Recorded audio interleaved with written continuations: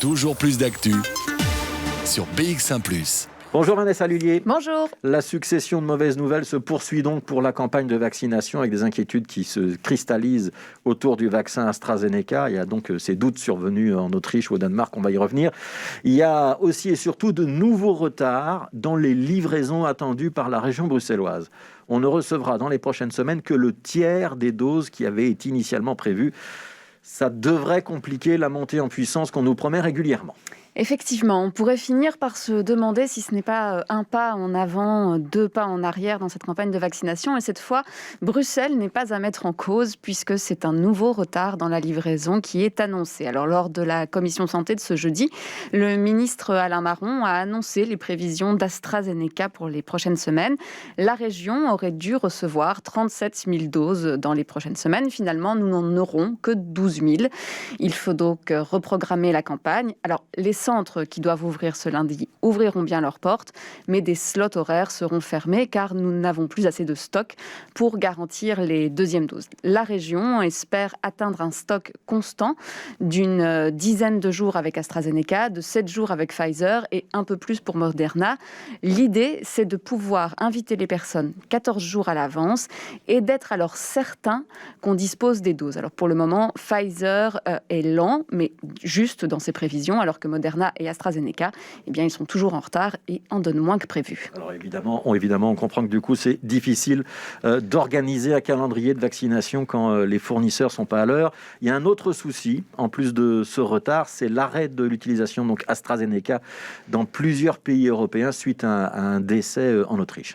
Oui, donc effectivement, plusieurs cas de thrombose et d'embolie ont été signalés quelques temps après l'injection d'AstraZeneca. Il s'agissait d'un lot précis et donc les pays qui ont reçu ce lot ont décidé, par mesure de précaution, de suspendre les injections de ce vaccin. Pour Muriel Moser, qui est spécialiste de l'immunobiologie à l'ULB, eh bien, en fait, c'est une sage décision. Au 9 mars 2021, il y avait eu 22 cas de thromboembolie parmi les 3 millions de personnes qui ont été vaccinées par AstraZeneca et que ce n'est pas différent de la fréquence de ces problèmes dans la population générale.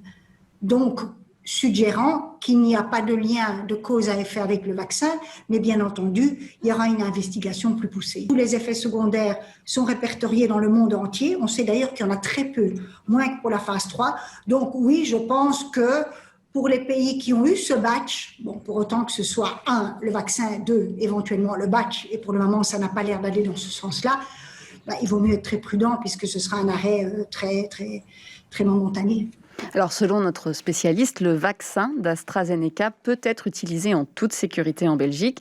Les dernières études menées en Écosse, pays où on a vacciné de manière très massive, eh bien, le vaccin d'AstraZeneca est très efficace pour prévenir les formes légères de la maladie et efficace à 100% pour éviter les hospitalisations. En plus, le taux d'anticorps augmente de manière considérable après la deuxième injection. Alors évidemment, les effets secondaires, le fait de ne pas l'avoir préconisé pour les plus de 65 ans au départ, eh bien, ça ne fait pas une bonne pub pour ce produit et cela pourrait engendrer une hésitation vaccinale importante, mais qui ne se justifie pas pour Muriel Moser.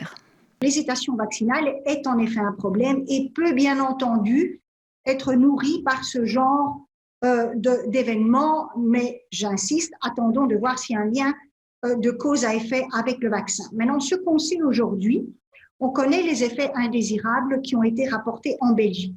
618 000 vaccinés, 5 300 effets indésirables. Ce n'est vraiment pas beaucoup. C'est moins qu'1%, c'est beaucoup moins dans la phase 3, c'est étonnant. Et parmi ces 5 300 effets indésirables, il y en a 588 graves, mais attention, quand on parle de graves, on veut dire des personnes qui ont dû prendre un congé de leur travail, etc. On ne parle pas de décès ni rien.